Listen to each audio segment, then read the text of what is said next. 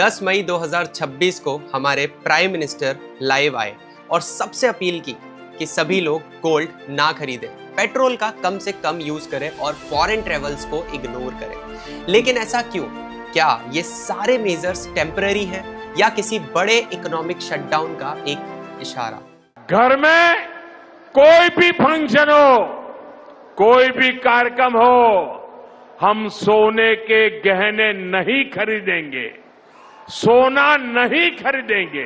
अगर किसी कंट्री का प्राइम मिनिस्टर लाइव टेलीविजन पर आकर कहे कि आपको अगले 1 साल तक गोल्ड परचेज ही नहीं करना है, पेट्रोल व्हीकल्स का यूसेज रिड्यूस करना है और फॉरेन ट्रेवल्स तो कट ऑफ ही कर देने हैं, इससे ये पता चलता है कि सिचुएशन थोड़ी सीरियस है। आइए जानते हैं कि ऐसा क्यों।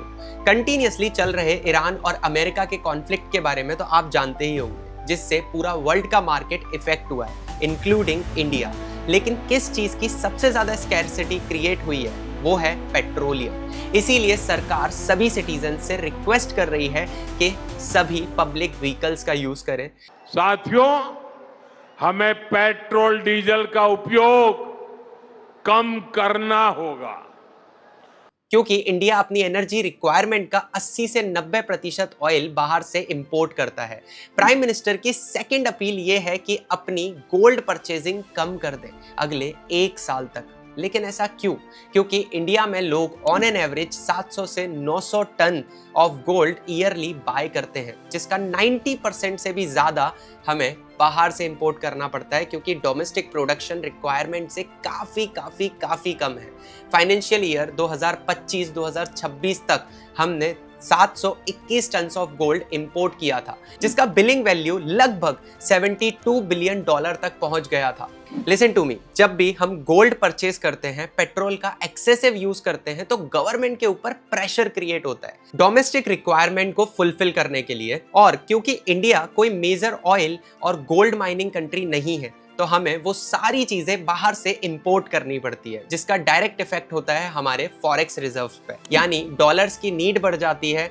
और क्योंकि फॉरेक्स रिजर्व्स हर कंट्री के पास लिमिटेड ही होते हैं, इसीलिए उसे बचाकर हम और यूजफुल चीजों को इंपोर्ट कर सके। इसीलिए गवर्नमेंट हमसे ये कह रही है, जैसे कि मैकेनिकल पार्ट्स हो गए, फार्मा प्रोडक्ट्स हो गए और भी बहुत कुछ, जो हम अपने फॉरेक्स रिजर्व से इंपोर्ट कर सकते हैं instead of oil and gold, right? In short, ये बिल्कुल वैसा ही है जैसा इमरजेंसी के वक्त हम घर में अननेसेसरी एक्सपेंसेस अवॉइड करते हैं। ईरान और अमेरिका का कॉन्फ्लिक्ट और कितना चलेगा कोई अंदाजा नहीं है अभी तक। इसीलिए कंट्री के बेनिफिट के लिए ऐसा स्टेप काफी सारी कंट्रीज उठाती हैं, क्योंकि ये कॉन्फ्लिक्ट और कितना लंबा चलेगा वी डोंट नो। लेकिन कल की वॉर की तैयारी हम आज से शुरू कर रहे हैं, ताकि अगर सिचुएशन बिगड़ती है इन फ्यूचर तो हम अपने फाइनेंसेस खुद मैनेज कर सकें।